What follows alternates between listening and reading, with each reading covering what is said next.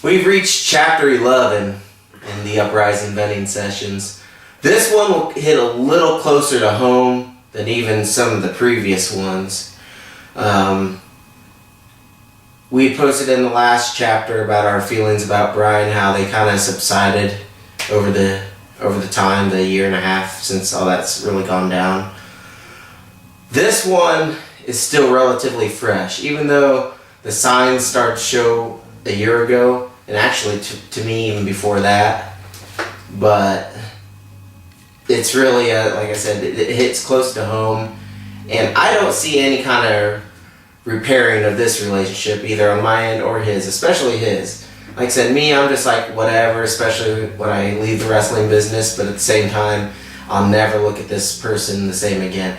And I'm going to refer to him as a shoot name, and I'll explain why here in a little bit. But sure enough, we've reached the part about Billy Logston, aka Billy Rock, Mr. King of Indiana, Mr. Nicest Guy in Indiana. We're about to dispel that rumor. It started back in 2005. He was obviously an assistant trainer with Sean and Guy. Actually, it was Sean and Billy that pretty much ran the CWF training school. Really kind of, to me, seemed quiet at the time. Sean was a bit more, vocal or whatever. But he had the perfect assistant in Billy. That's where Billy honed his skills he uses today for the School of Rock. To me, like I said, I was just, cool, hey, nice guy, or whatever. Jeremy obviously had a bit more connection with him. I'll kind of let him talk about his. Yeah, in training, I was kind of more, there was like me and Jamie, we were like the two, smaller guys. And I think maybe Billy saw a little bit more passion in me because, Jamie was kind of doing it just because, he liked wrestling and stuff. Me, I had a passion for it. This was honestly what I always wanted to do. And it's not to say that there was anything wrong with what Jamie was doing, and Jamie enjoyed it, but it's just I had like a passion. I wanted to go further. And I think he respected that. But also I started working at the same shoot job as him. That was halfway through training, towards the end of training. And so he and I kind of connected. And I remember him asking me, I don't know, maybe 4 or 5 months after we had trained, he had asked me, he's like, I just want to know when you and I are going to work each other. Because he pretty much worked everybody else that I trained with. Him, Houston, everybody. He hadn't worked me yet. And I was like, well, we started talking, so we went on our first road trip, and we just clicked. And I remember him making a comment of, he was like, you and I are a lot more alike than what you know.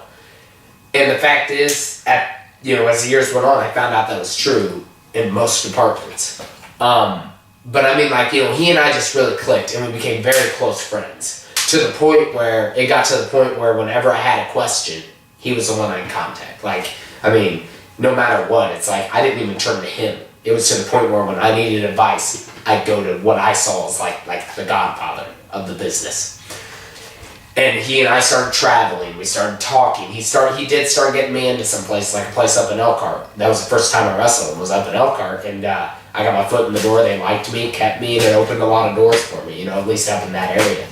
And, he and I were just very close. And it went on to, when he opened School of Rock, he chose me as his, he originally chose Justin Andrews as his assistant, but that was because he was originally running his school in Sean and Guy's facility.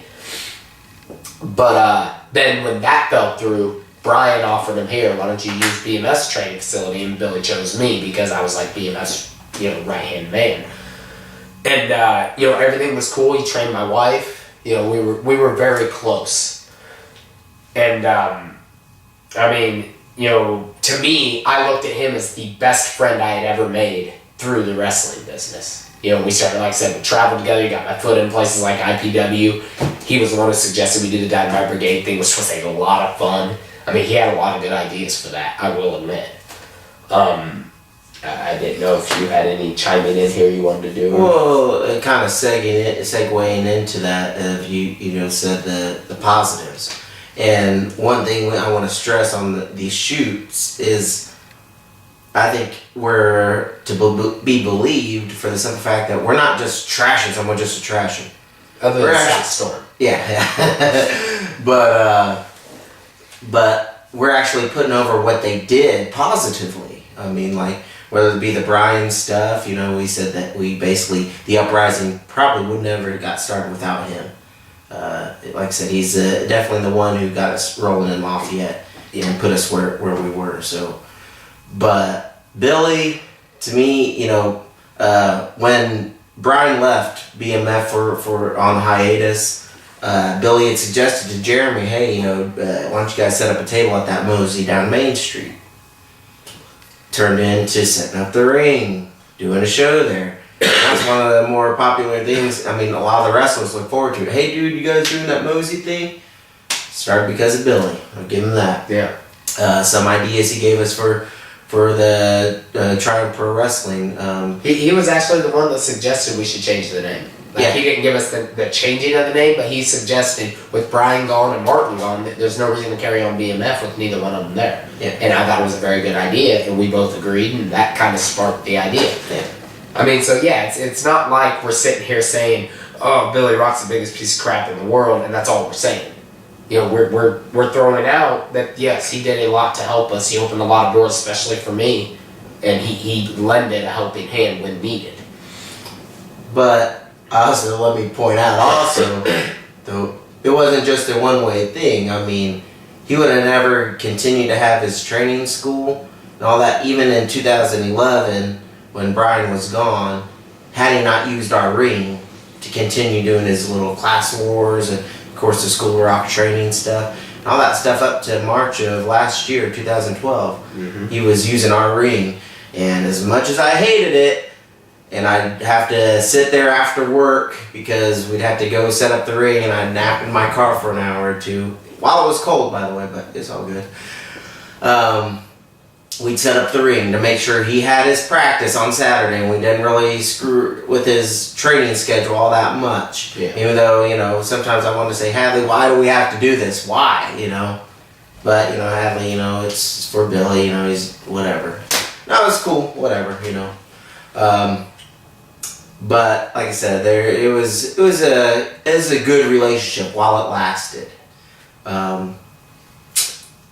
Can you really think of anything other positives? I mean, just like I said, he was backstage at March for Retribution when we did our last man standing. He was the one. He was like, that was awesome. He was the first one to congratulate us. And like I said, he did a lot for me. He helped me he tried to get me in places. Sometimes it worked, sometimes it didn't, but you don't bat 1,000, doing that. Yeah. I try to get people in places, and sometimes it does, sometimes it doesn't.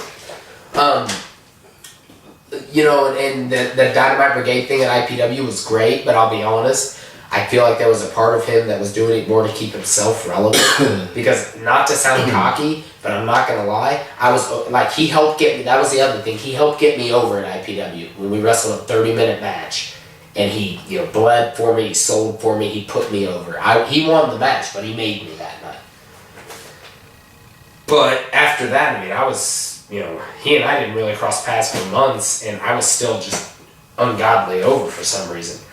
I don't mean to sound cocky, but I didn't need the Dynamite Brigade. I think he did, because the crowd was just kind of looking at him as being like, yeah, this is Billy Rock. Like it's like WWE got, crowds look at like Flair. It's like, okay, he's back. That's awesome. He cuts a good promo, but okay, it's like let's move on to the next segment, and that's kind of how they were looking at Billy. And I think Billy kind of did it to keep himself relevant, and it's not a bad thing. He was smart, but that's about there were probably a million other positive things he did that just escape our minds right now. Yeah. Because it was a lot of years. 7 years, and then. I really believe that the spawn of evil in Billy Rock was a little thing called School of Rock Class Wars.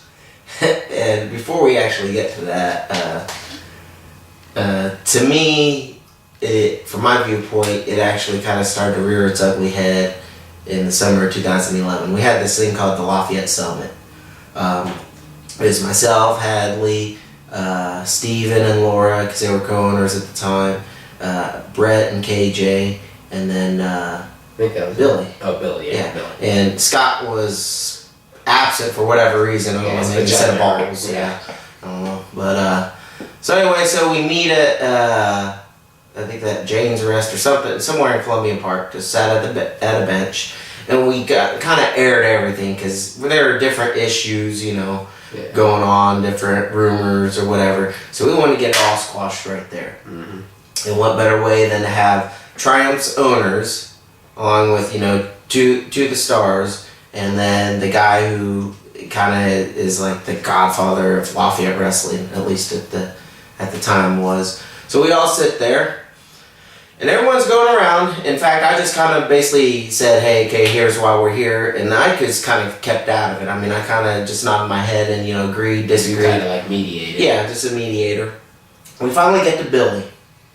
And, he's hitting all these guys with stuff, and that's cool, It's kind of what it was there for. But to me, it came off, it started to, in my mind, I'm like agreeing with a lot of the stuff he's saying, but at the same time, I'm also like, dude, really, who are you? You don't have any ownership stake whatsoever. At that moment, if we would have said, you know what, we're not setting up the ring anymore, where would have School of Rock been? Where would have Class Wars been? Who knows?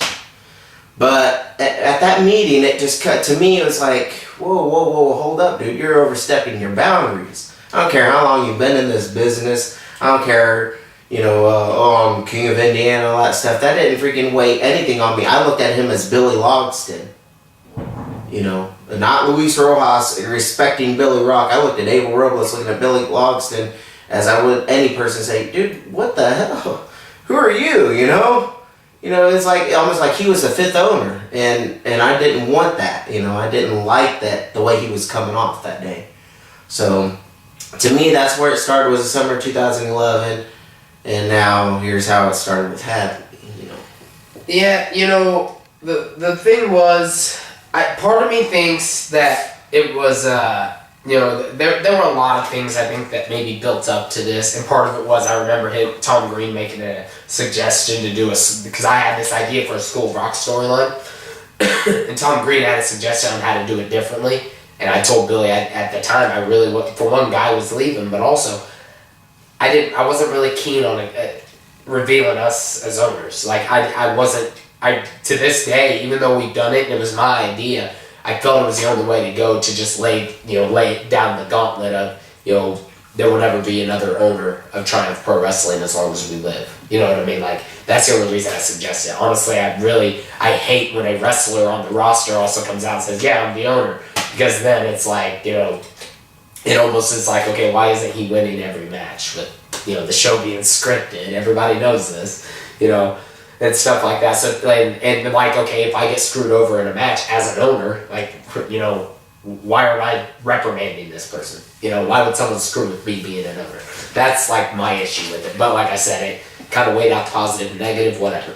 Well, because after that was when Billy was like, yeah, he's like, my wife's told me to pull out, it's either her or wrestling, and so I obviously choose my wife. I'm doing my match with Johnny, I'm doing Dragon Gate, and I'm done.